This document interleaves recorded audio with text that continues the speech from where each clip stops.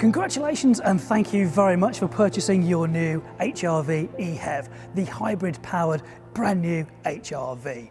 So in this video, what we're going to show you is a little bit of information to help the handover of the vehicle so that you can really maximise your benefit out of this car. So we're going to take various features and some of the things that we can actually tailor to your specific needs, as I say, so that you can get the very best out of this vehicle. Now, we'll look at some features from the outside and also the inside, but of course, we need to get inside the vehicle first. Now, the car is locked and we have a couple of ways we can get into it.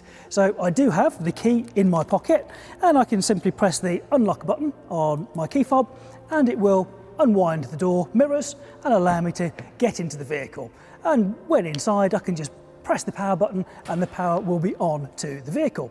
And of course, the flip side of that is closing the car, press the lock button, and it will wind those door mirrors in for us. However, because they benefit from the keyless access system, we don't necessarily have to have the key in our hand. So as we can tell, the car is locked, but I have the key in my pocket in the detection zone. All I need to do is put my hand in behind the door handle and you'll actually hear it unlock. You also see the door mirror unwind. So now we can get into the car just as before, but without needing to take the key out of our pocket, handbag, purse, wherever.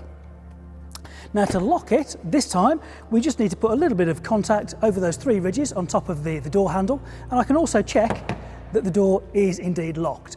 After about 3 to 5 seconds, as soon as I put my hand in, it will unlock that door for me. So there are a couple of ways that we can actually gain access to the car and get ready to drive it away. Now, if you actually have a flat battery in your remote, then what you can do is take out the blade and pop it into the door lock on the driver's side to manually get into the vehicle.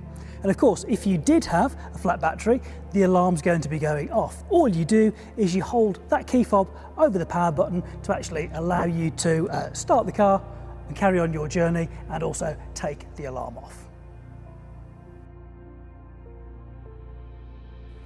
So now we're at the back of the car, we've undone the fuel flap, we've done the little lever inside the driver's footwell area so we can open up this, undo our fuel cap, and we have a nice little storage area on here so we can just pop it inside there so that when we're fueling up, the cap's not banging across the bodywork. And of course, when we're done, just pop it back in, and you can't over tighten it because it has a ratchet system. You know that's done, and then of course you can close it. Nice and simple. Then when we make our way to the back of the vehicle, we're going to open the tailgate. Now, because I have the key in my pocket, I can actually use the hands-free operation. So imagine I've got my shopping or luggage in my hands, I can actually just wave my foot underneath the tailgate and it will open up nicely for me. Now, this has been set to a lower position, so imagine for a moment if you were going to store the car in your garage but you've got a low roof. Well, we can actually adjust how high the tailgate goes purely by lowering it down or pushing it up. So we'll push it up now into its highest position, and then all we do to set it is press and hold this button for a little while. We get two little beeps just to confirm that it's now set. So in a moment I'll close it and reopen it just so you can see what height it goes to. But while we're in the boot area, you see just behind here is where the toolkit, like the temporary repair kit, just in case you get a puncture. But of course I'd always recommend call out your roadside assistance to do that for you. So now to close the tailgate, let's just do the hands-free operation. That will close down for us, and the next time we open it, just show a varied way to open it. We can use the little handle just underneath, little micro switch underneath there will open that for us. You'll see it goes right the way to the top. So now we can get our luggage out, we can do whatever we want to, and of course we used that button before. But now what we can do, we have this walk away close feature. So because I'm in the detection zone and because I have the key in my pocket, you have to have that on your person.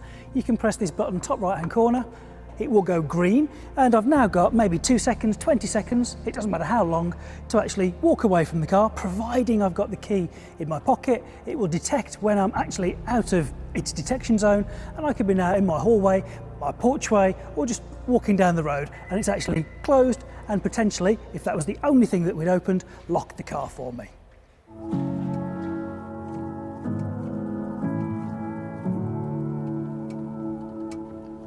Now we're inside, let's take a look at some of the controls that you're going to be using first time you drive the vehicle. So just behind the steering wheel we have two stalks. On my left hand side are the ones for the lights and the indicators. Now the default position for the lights is in auto, so that means you don't have to worry about anything. The daylight sensors will automatically put the headlights on for you, and in the right situation it will actually put on full beam for you as well, because we have high beam support system. If for any reason you wanted to turn the headlights off, you can just simply rotate the little end cap there to the off position. If you wanted fixed side lights, you'd rotate up, and if you wanted fixed dip beam, you'd go one position further. But I think for most people, certainly myself, I'd just leave it in the auto position and the car looks after everything for me. If for any reason you want to go full beam, you would just push the stalk away from you and then pull that towards you. If you want to let somebody know your road presence, you can just pull it towards you for a quick flash of full beams. Now, something we're going to be using an awful lot, of course, is the indicators. Now, if you push it very slightly, you'll feel a little bit of resistance. That's where the car will go into its indicating 3 times for you, and then it will self-cancel. If you wanted to have them on for a longer duration, you just push it past that resistance, and of course you can then cancel it, or the steering lock would cancel it for you. Now the stalk on the right hand side of the steering wheel is for the wipers. So if I just turn the wheel a little bit here, we're in the off position now. If I just wanted a single wipe of the windscreen, I can push it into the mist position and it will clear the screen for me there and then. If I pop it down one position, that's into the auto position. That's where I personally prefer it to be, because the rain sensor is then going to look at how much water's on the screen and how quickly it needs to wipe the screen. And I do have some control over that on how sensitive I want it to be. Less sensitive or more sensitive. Midpoint is good for me. If I wanted it in a fixed low position, I just push it one more position down, and for high it will be right the way to the bottom. I'm going to leave it into auto, and if I wanted to get a squirt of water on the windscreen, some nice screen wash on there, I'd just pull that towards myself. Now on the end cap we actually have the controls for the rear wiper. So again we've got the default off position. First click is for the intermittent wipe of the rear screen. Then the next one is a fixed on position, and then I can rotate it a little bit further on the sprung part of the control there, which will give me a squirt of screen wash on the rear screen. So let's turn that one back to the off position. To go through some of the steering wheel controls, we're going to pop the car into accessory position. So in order to do that, they're all keyless access on these vehicles. So the key's inside here. I'm going to press my power button twice, and the car is in accessory position now.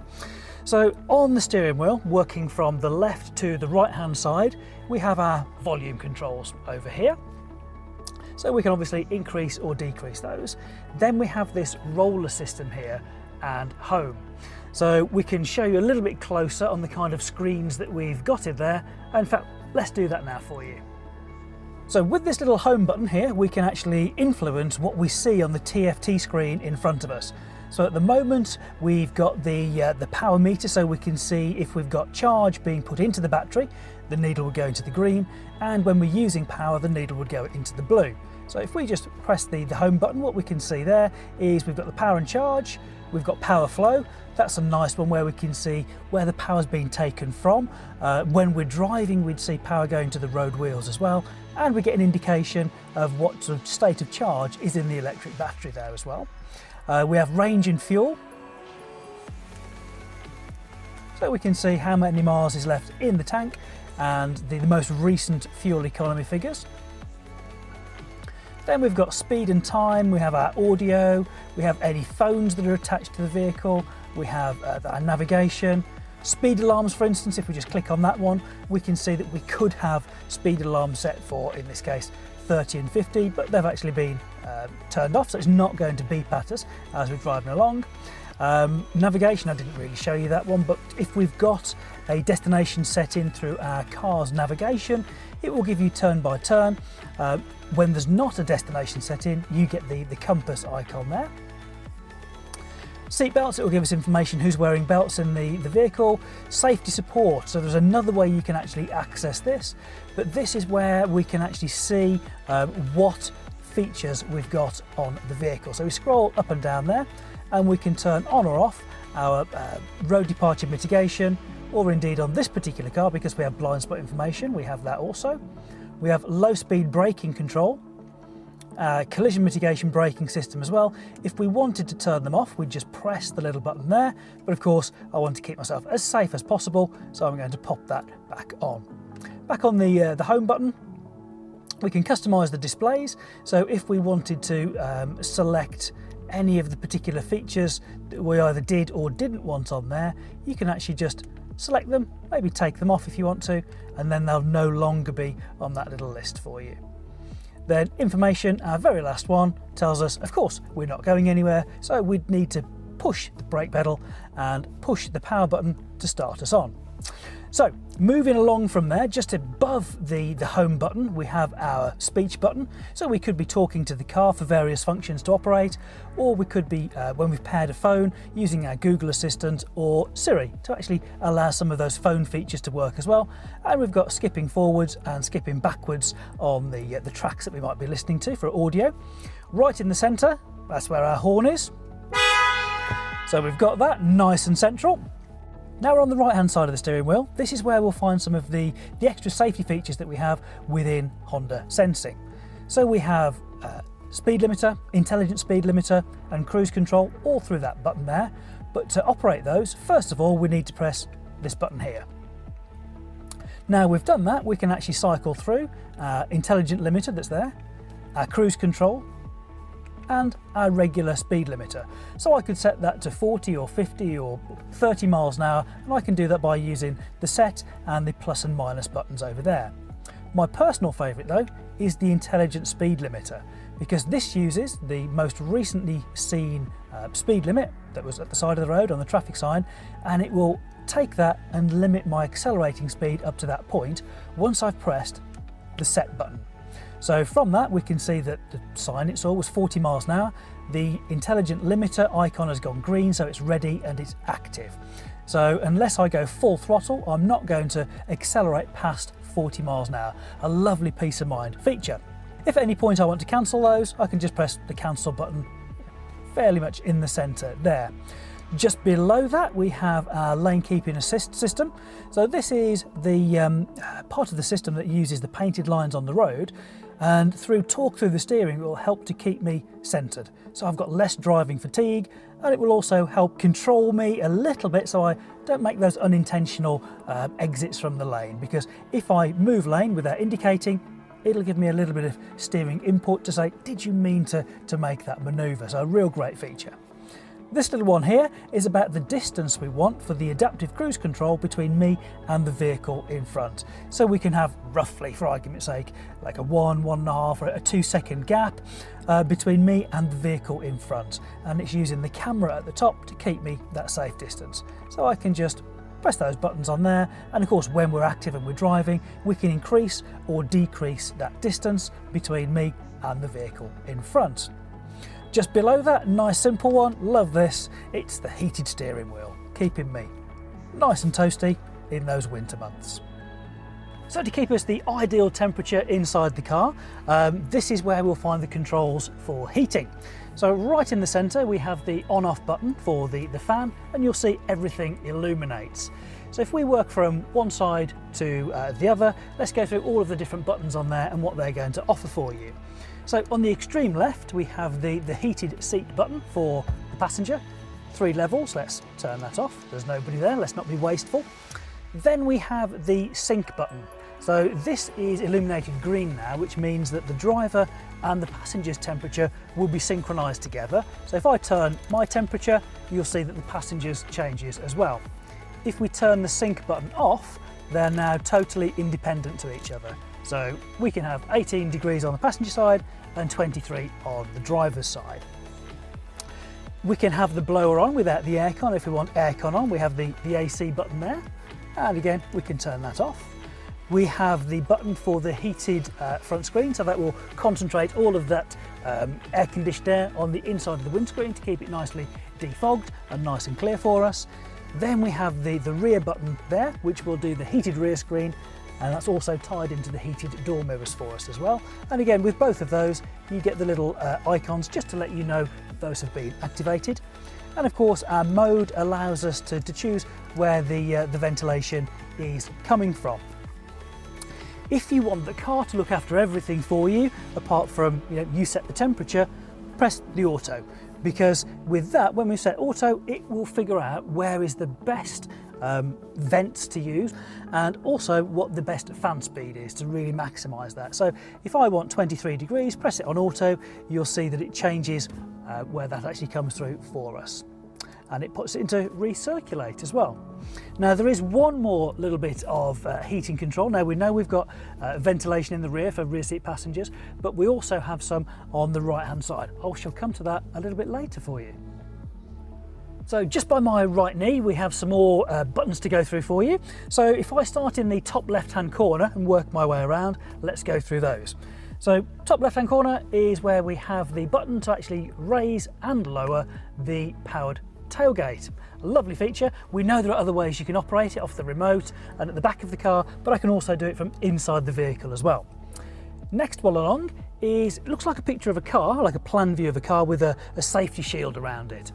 So what this one is for is, it's another way to get into some of those safety features like road departure mitigation, blind spot information, collision mitigation braking system. So if you wanted to, you could turn those off. Personally, I'd leave them on, but that's how we could access that really nice and easily.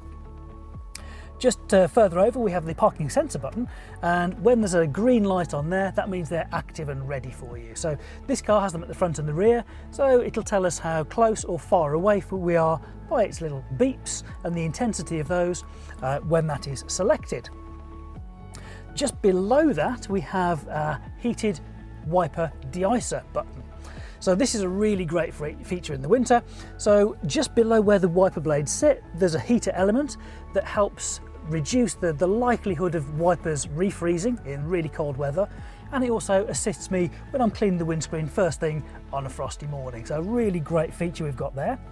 And just to the side of that we have our vehicle stability assist button. So we can reduce how much it intervenes with the driving. So for instance, if we were stuck in shallow mud or snow, sometimes you might need to get a little bit of spin on the wheels to get moving. You'd press and hold that button. It would desensitize the system a little bit, and as soon as you're going, you'd press it again to re-enable it. So then moving further to the right, we have a little roller system. This is to adjust the angle of the headlights. So if you put more weight in the back of the car, if you're loaded up and you've got 3 passengers in the back, of course the car's going to dip down a little bit. You might need to adjust the angle of the headlights. Now that brings us nicely on to the controls on the door here.